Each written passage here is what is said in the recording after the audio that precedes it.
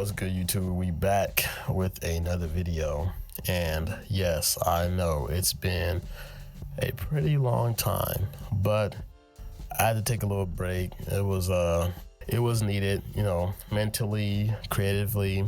I just really wasn't where I wanted to be, but your boy is back. And during my time off, I haven't just been stagnant. I've been working in the shadows. I got this sample pack that is planned to come out sometime in December, maybe January. So yeah, your boy's been busy, just not publicly. But that's not the topic of this video. I want to talk about this VST that I found. Now, it's not new, but it's new to me, and it might be new to a few of you guys. So in this video, I want to talk about a VST called Addictive Drums 2. When you load it up, this is what you see. You have your presets that you have, and you also have presets that you don't have, that you haven't bought. But let's go to our presets. So we have soul and R&B, vintage dry, and funk. And yes, I only have 3 kits, but the amount of control you have over these drums on this VST is crazy, because you can really fine-tune the sound and create multiple different versions of the same kit. Let's go over to Explorer. So we were just on Gallery, now we're on Explorer, and this is where you get to listen to your kit presets. So you can go ahead and scroll through and find one that you like.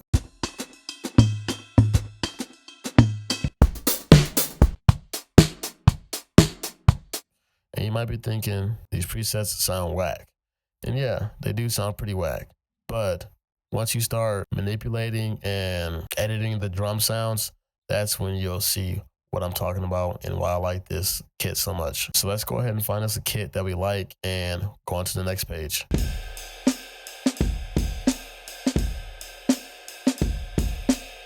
Okay, I'm feeling that one. So we're going to use Get Defunk, and we're going to go over to the next page, kit.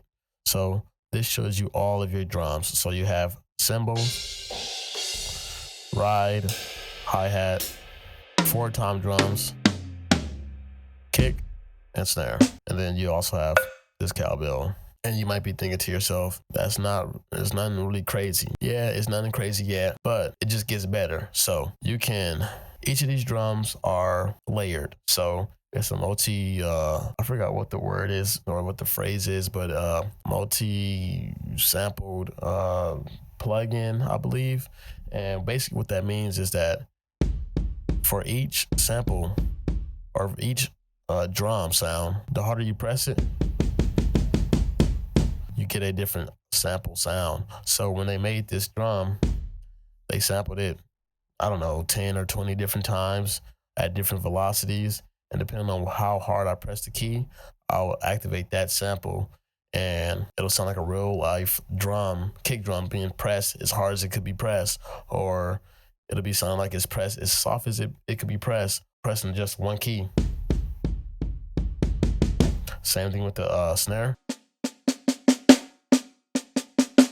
so on and so forth. So you have this L, which lets you change the drum. So if I want to change the kick drum to this one, just by a click of a button, I can do that. Up next, you have this button, which is link. So I can drag this to any other sound like so. And whenever I press the kick, this cymbal will play.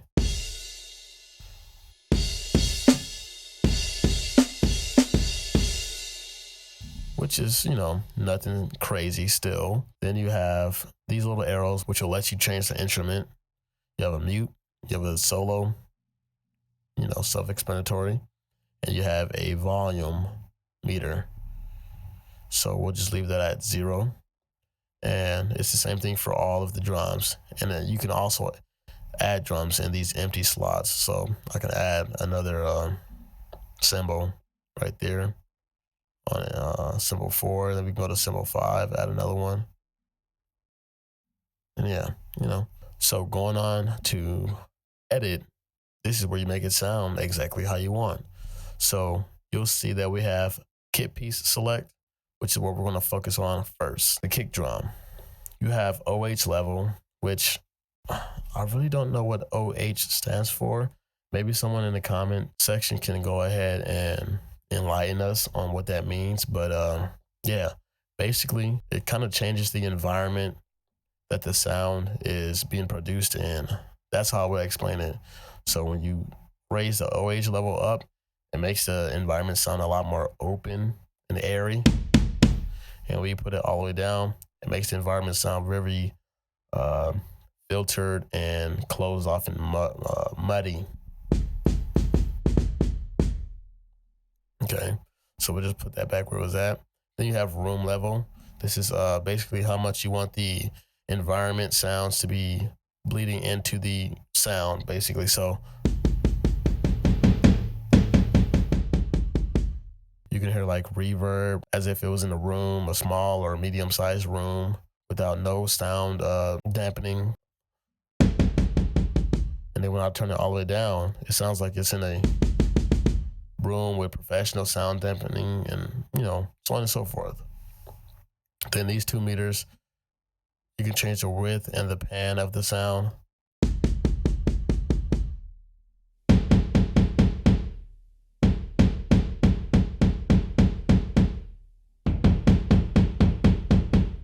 So yeah, that's pretty crazy. I don't really use that feature too much because I don't really understand how to use it effectively. So I just kind of stay away from it. But going on, you have response. And this is where it starts getting a little different. So you have volume. So basically, when you turn volume down to 0%, it plays at the same velocity every time, no matter how hard or soft I press it. It's going to always be that loud. If I go to 200%, you have a lot more control over how loud the sound is, depending on how hard you press the key. So I like to leave that around 100%. I feel like I have pretty good finger control with that. I'm not really pressing the key too hard or nothing. Then you have filter,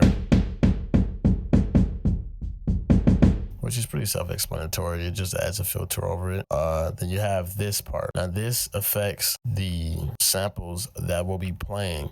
So the samples where they sample the drum at a low velocity will only play because I have this little finger here all the way at the bottom. Now I can still press it hard and it'll play loud, but it's gonna just sound like it's at that low velocity.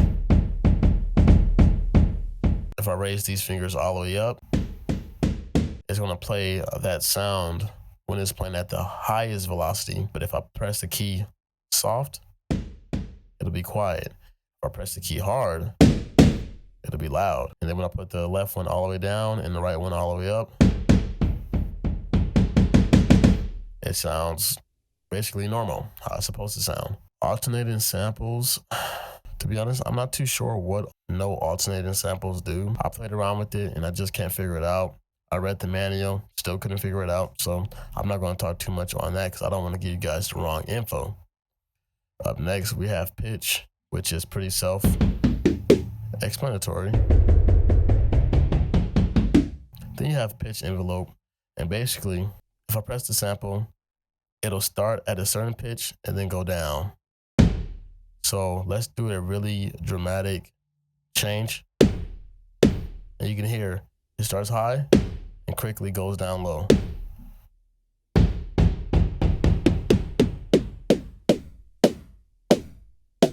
If we drag the tail out, it takes a lot longer for the sample to mellow out to the natural pitch. Same thing if I lower the pitch. You can hear how it's trying to climb up. Now this feature I really wouldn't use too much with the with my production, but still a cool feature. And now you have tone designer. Tone designer, basically, if you raise it all the way up, it makes it sound airy. If you lower it all the way, it makes it sound muddy. Up next, you have volume envelope, and you basically can change the decay of the sample.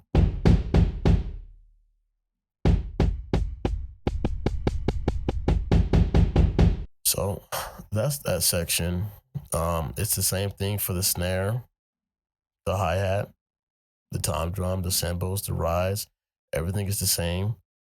You just have to know how to utilize it for each instrument. But one thing that's not the same is this one little section right here. If you look at this, just the left side of this bottom section, you see it says kick, snare, hi-hat, tom. But kick and snare has two different parameters that you can change, while hi-hat, tom, and all the other ones just don't have that. Now, this is where it gets kind of interesting. You can change the microphone positioning to be in front of the drum or back where the pedal is at. As you can hear, when we put it to the front, it has a lot more bass and thump. When we put it in the back towards the beater, it just doesn't have that much kick to it. And it's kind of interesting because when you think about it, on a real drum set, when you press the pedal, it's not going to sound as powerful from behind the drum. But if you're in front of the drum, it's going to sound a lot more powerful because the sound is projecting towards you. So that's a pretty cool feature they have with the kick drum. Same thing with the snare. You can manipulate the snare buzz, and this really just affects mainly I feel like the kick drum. If I raise it, you can hear that snare buzz. Now you can't. Can't. That's the snare buzz, but it also has that mic feature as well where you can change the parameter. Now, if you drag it all the way to the right, it's going to be the bottom microphone. That's going to be the dominant one. If you drag it all the way to the left, it's going to be the top one. That's the dominant one. And you can really hear the difference. I'm really just changing up the whole sound of the drum. Yeah, it's the same kit, but I can make this drum sound different in so many ways. You have this section called noise, and basically when you press the drum, it has some noise that plays in the tail. You can change how long that tail goes on for. It can be 2,000 seconds, basically forever, because who's going to listen for 2,000 seconds? Or you can have it for 0.1 second. You can change the level, and you can change the type of sound that's playing. So it could be like a vinyl. It could be, let's see what else they have. Just a bunch of different sounds or noise that you can add to it, which is cool. Up next, you have the compressor, which I'm pretty sure you guys know what that does. You have the threshold, attack, ratio, and release. But where it gets a little bit different is in this section. Now right here, you can add some distortion.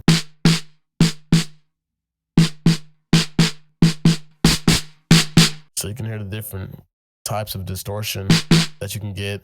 And it can be dramatic. It can be very subtle. Up next, we have an EQ, which I'm sure you guys know what that does. And then you can, let's go to the kick for this one. You have drive, which self-explanatory. You can increase the drive, make it hit a lot harder, and you can actually increase the bottom end, kind of like a drum bus. It adds some lower frequencies for your drums, make it just give it a little bit extra thump. And then you can add some shape to your drum. You can make it to where the attack is at 100%, and when you press it, it really thumps in the beginning. Or you can make it to where it's kind of dead. So when you listen to the difference,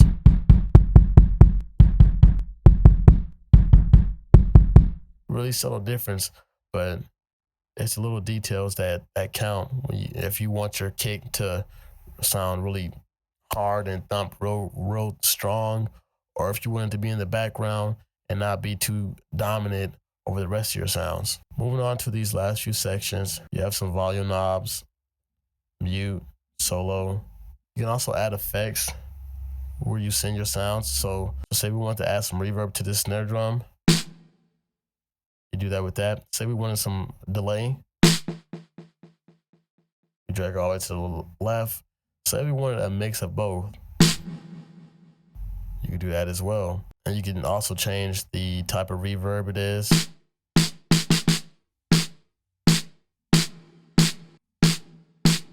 You can change the decay, pre-delay, when you want the reverb to start, dampen it out, and swirl. And I really like these visuals. You can actually visualize how the sound is going to be.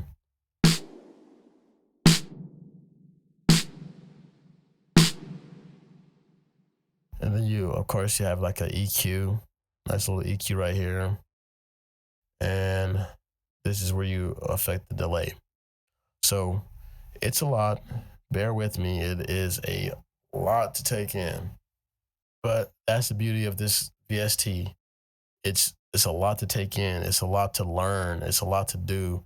And when you finally learn all that stuff and learn how to do everything that you need to do to get the sounds you want, that's when you have the most control, and that's when you have a powerful weapon in your arsenal for drums. I didn't even cover everything on this joint. This video is already going to be long, but yeah, let's get to making a beat. So usually whenever I'm making a beat, I just listen. So let me find me a kit that I like and then listen to it and see what I can change.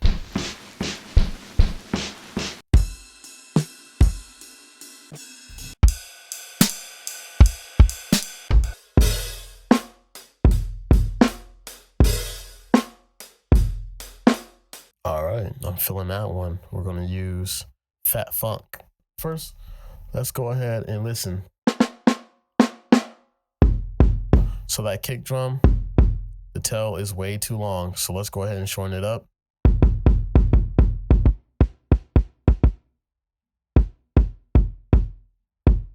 And then we can add a little bit more low end. So let's lower that filter down, the cut.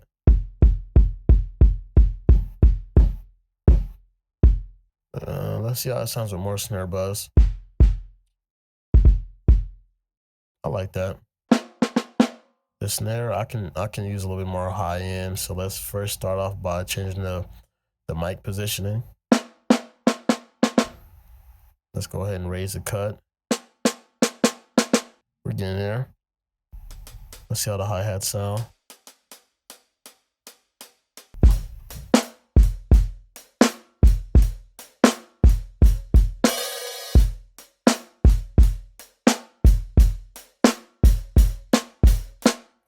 Okay, I'm feeling it. Let's go ahead and record it or pattern.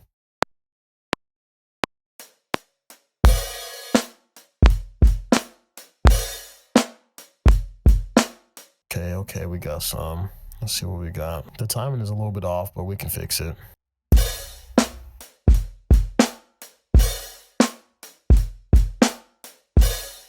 That last hi-hat, that's the one that's messing it up.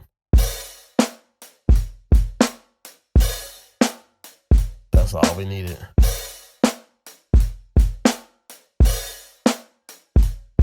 Let's go ahead and let's add some variation to this 1-bar loop so we can play different hi-hats.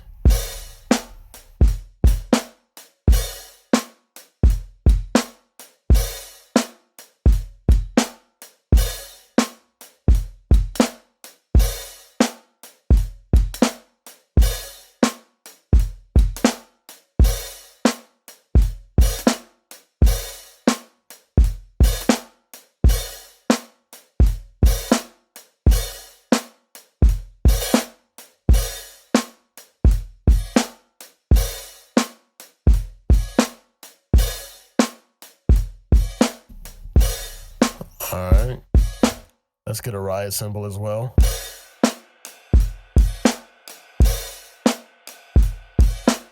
And I love how realistic these drums sound. Like, it's pretty crazy. We haven't even talked about that, but these drums sound so realistic and it's beautiful. So we got a drum pattern. Let's go ahead and try to get some keys and see what we can come up with. All right, so we got a sample here from the cymbal pack that I'm working on, I'm just gonna show you guys just the beginning. I don't want to spoil the whole sample pack or nothing like that, but this is what I got.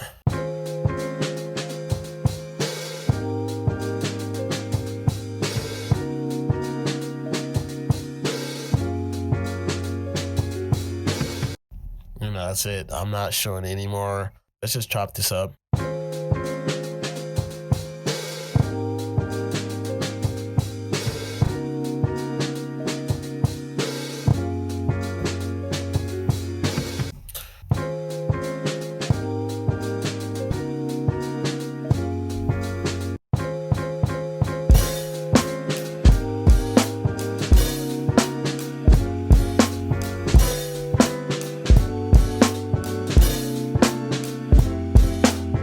All right, hold up. Before we do anything, let's get some compression on the master and saturation. Yeah. Yeah. Yeah. Yeah. Yeah.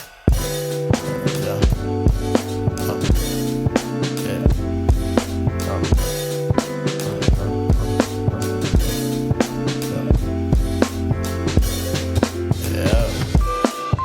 Oh, I keep slipping up. Oh, that's what we got though.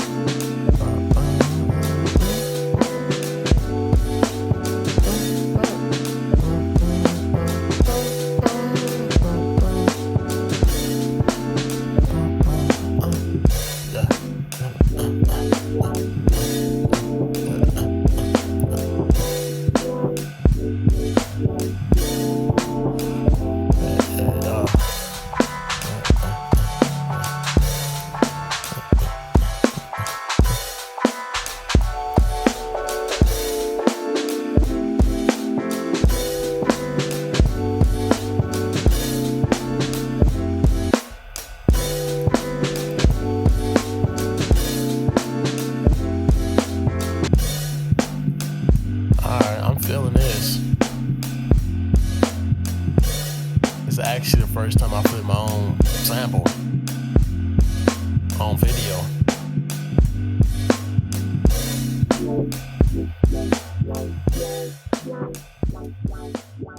Alright, YouTube, so that's gonna do it for this video.